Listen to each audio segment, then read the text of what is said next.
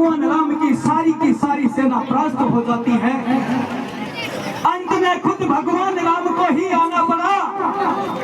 और जो ही इधर में भगवान राम युद्ध करने के लिए पहुंचे तो इधर में वाल्मीकि जी की आंखें खुल जाती है और तुरंत वाल्मीकि जी दौड़ते हुए भगवान राम के सामने आ जाते हैं और किस प्रकार वाल्मीकि जी को रोकते हैं और आगे क्या होता है।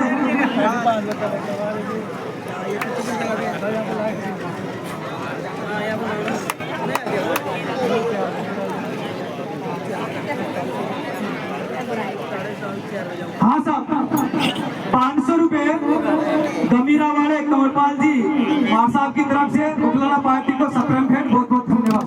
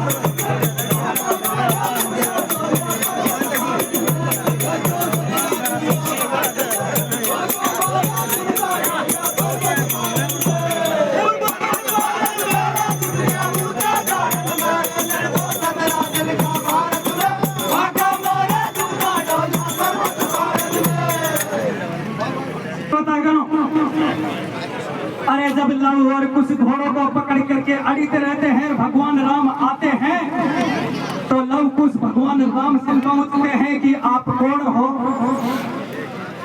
तो इधर में देखिए भगवान राम उनसे कहते हैं कि मैं अयोध्या नरेश राम हूँ।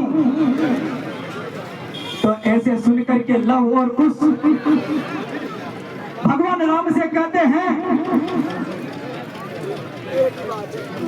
हाँ साहब, 500 रुपए सोराम जी महाराजपुरा वाले की तरफ से बहुत बहुत धन्यवाद।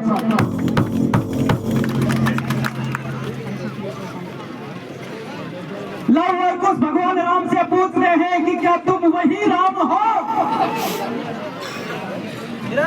जिन्होंने सहस्रा भाव रावण को मारा। तो भगवान राम चुप हो जाते हैं क्योंकि सहस्रा भाव रावण को भगवान राम ने नहीं मारा, माता सीता ने मारा। तुम वही राम हो जिन्होंने एक निर्दोष माता सीता को बंद में भेज दिया। तो भगवान राम नीची गर्दन कर लेते हैं कि मैं वही राम हूँ। तो प्यारे श्रोतागणों, इधर में भगवान राम से लव कुश कहते हैं कि हम तो युद्ध करे बगैर इस घोड़े को नहीं छोड़ते, क्योंकि आपने ये चुनौती लिख रखी है कि जो भी इस घोड़े को पकड़ेगा भगवान राम की सेना से युद्ध करना पड़ेगा। तो हम हमारे वचनों पर खड़े हैं, हम इस घोड़े को युद्ध किए बगैर नहीं छोड़ेंगे। तो इधर में देखिए प्यारे श्रोतागणों, भगवान राम भी धनुष बाण उठा लेते हैं। इस बात को देख करके वाल्मीकि जी बीच में पहुंच जाते हैं और वाल्मीकि जी भगवान राम से कहते हैं कि प्रभु आप ये क्या कर रहे हो। अरे ये तो आपके ही पुत्र है। ये कहते ही भगवान राम की आंखों से आंसू आ जाते हैं। माता सीता भी वहां खड़ी खड़ी देख रही थी।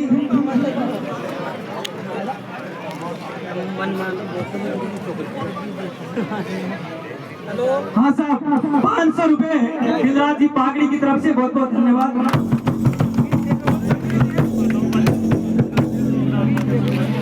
धनराज जी तो वाल्मीकि जी की बातों को सुन करके माता सीता भी गर्दन नीची कर लेते हैं, भगवान राम भी गर्दन नीची कर लेते हैं। वाल्मीकि जी दोनों को समझ आते हैं। इधर में अरे भगवान राम अयोध्या पहुंच जाते हैं और एक सम्मेलन का लव और कुश वाल्मीकि जी और माता सीता को भी वो बुलवाते हैं। तो प्यारे श्रोतागणों, अरे उसी सम्मेलन में, उसी सभा में माता सीता, लव कुश, वाल्मीकि सब वहां पहुंच जाते हैं और सभा के बीच में माता सीता किस प्रकार से अपने निर्दोषता का वचन करती है और किस प्रकार से धरती मां में समा जाती है और कथा का अंत हो जाता है। तो देखिए प्यारे श्रोतागणों, और जब सभा के बीच में माता सीता पहुंच जाती है तो माता सीता सभा में सब हजारों लोगों के बीच में हाथ जोड़ करके निवेदन करती है कि आखिर मेरी क्या गलती थी कि मुझे 2 बार वन वन में भेजना पड़ा। तो देखिए प्यारे श्रोतागणों, अरे माता सीता हाथ जोड़ करके भरी सभा में अरदास करती है तो क्या कहती है?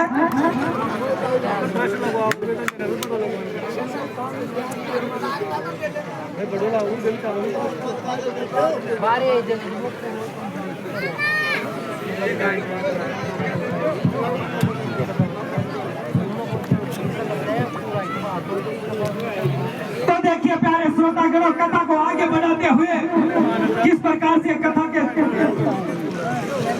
माता सीता भरी सभा में अरदास करती है और भरी सभा के बीच में जनता से किस प्रकार से कहती है और क्या कहती है?